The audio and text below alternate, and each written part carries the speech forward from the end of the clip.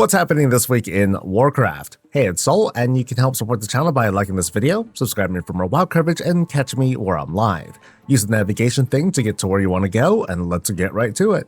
The Midnight pre-patch launches this week, starting with your favoriteest thing in the world, the wait. US realms will be down until 3 PM Pacific, but until then, we can keep each other company. A new Twitch drop activates at 10 AM Pacific that day, scoring you the cuddly green gurgle decor, and the promotion ends February 17th. I'm going to be streaming while we wait for realms, visiting a few places around Azeroth's EU side, and gushing over creations. Come by for the drop, the fun, and the entertainment. And in case you're wondering, we only get one of this decor for now, but we'll be able to buy more of them after the expansion launches. And we can probably expect similar treatment going forward whenever there's promotional decor available. While you wait, you ought to survey your current collection of add-ons. Hopefully you're using an add-on manager like CurseForge or WoWup to do so. It makes life so much easier. Now, many of you already know a lot of add-on functionality will be disabled going into this patch, but you also want to check for any out-of-date add-ons. And normally, we can hit a checkbox to force the game to attempt to load add-ons that haven't been updated for a long time, like even years. But in this case, any add-on that isn't at least updated for Midnight will no longer work. There is information out there if you want to try and update an add-on yourself to flag it as updated, but this isn't likely to work every time. My usual advice with a major patch, especially a pre-expansion patch, especially in this case, is to just leave the add-ons off. Live a little bit naked for a while. It's not gonna immediately kill you. There are a ton of UI updates you're invited to try out, and thankfully these are all marked as new in the menu. You can now customize if you want Chat Bubble to appear in Raid Chat. A bunch of raid frame improvements have been added to better identify debuffs and what you can do about it. Boss warnings are now built into the game, including a timeline UI showing incoming boss abilities and other events. You can start seeing these in current encounters. Nameplates have been overhauled as well, giving users more control over available information. A lot of this functionality can still be manipulated a bit with add-ons like Deadly Boss Mods and Platinator, at least that's how I'm pronouncing it. With regards to nameplates, I just want to be able to view the whole name of the mob while seeing health values and percentages blizz. That's really the only thing that I want, and I need an add-on for it. But anyway, links to those are in the video description. A bajillion class changes got thrown in, far more than what can fit in any one guide. One might notice a lot of buttons suddenly missing, as they've either been weaved into existing abilities somehow, or are just gone.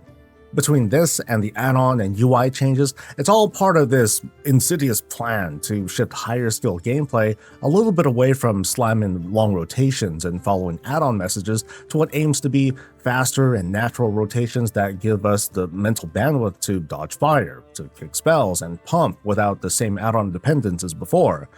But then again, I just play as a tank, so I'm not going to notice the before or after anyway. When you first log in, there's a non-zero chance your transmog will be totally undone, and your appearance will be the gear you're actually wearing. The transmog changes go live with the patch, and I'll have a more complete tutorial available a bit later because, well, this tool is actually very powerful. Right now, I'll do a crash course of how to set up a default outfit for yourself. Go to a transmog NPC to access this window here. You start off with 2 outfit slots here on the left. Unlock slots are shared throughout the warband, but they're not actually shared, and by that I mean if you unlock 5 total slots, all of your characters will have 5 slots of their own to mess with. So you want to select the outfit that you want to edit. You want to be a bit careful because right now you can't change the order of how these are placed on this list.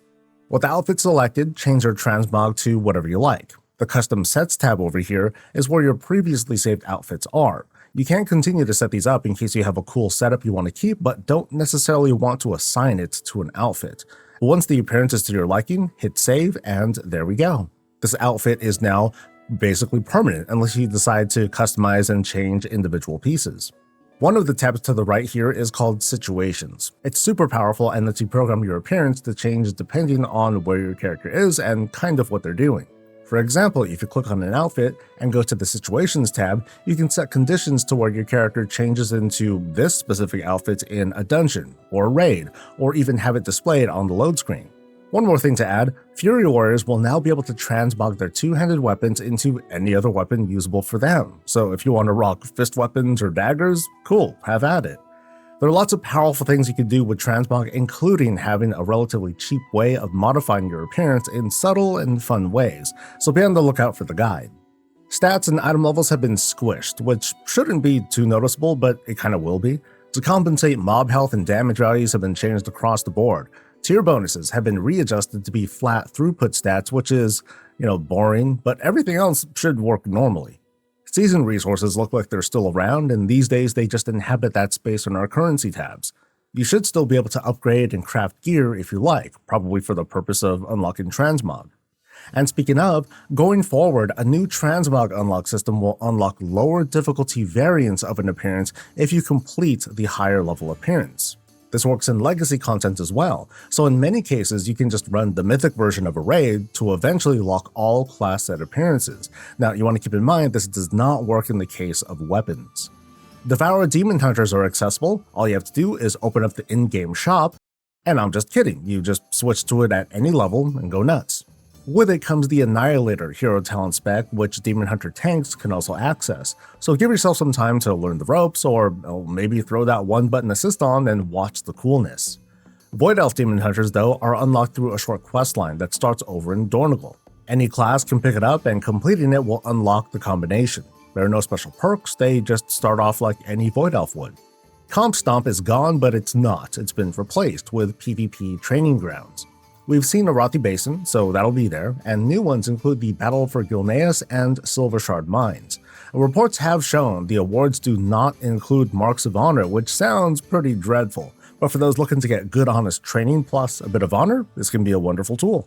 On the housing front, there are a lot of fun updates. The level cap is being raised from 5 to 9. Aside from greatly increased budgets, as in like double, the Hearthlight Armillary is also earned at level 6, allowing the customization of lighting effects in the home. Any experience earned beyond the level cap during early access will be applied for a nice boost for those hardcore collectors. That doesn't mean folks will be hopelessly behind though. Endeavors will also launch with the pre-expansion patch. According to the patch notes, there might be up to 5 endeavors available, either randomly assigned to neighborhoods or selectable for guild neighborhoods and charter neighborhoods, which might be available, it's just not listed on the patch notes. A proper guide for endeavors will come in the next few days, but you can look forward to endeavors as the primary source of housing experience without having to feel like you gotta collect rando pieces of decor from far-off achievements or expensive crafts. Meanwhile, a number of often used decor like beams will have their costs lowered a bit, giving more value to current budgets. Blood Elf and Night Elf housing will also be enabled. There's no unlock or purchase required. You should be able to make your Spire of Coolness right away. The gimbal that helps us along in advanced mode will now have distinct colors, thank freaking goodness, and the chance of earning extra lumber will go up. So it's a nice and easy and probably bug-filled week ahead of us, but I'll be here to hang and keep you all company in the meantime. It won't be until the week after when the pre-patch event begins, along with extra leveling boosts for those who might have missed out on the Legion remix but want to get up to speed with what's going on. There's also going to be a 12.0.1 patch over the coming weeks to really bring us into the launch of Midnight, and we'll have more details at some point. We're going to cover that when the time comes, and so much more throughout this week, so come by here or the live streams. Please like this video, subscribe for more WoW coverage, catch me live, and I'll catch you later. Stay safe, stay healthy, and stay breezy.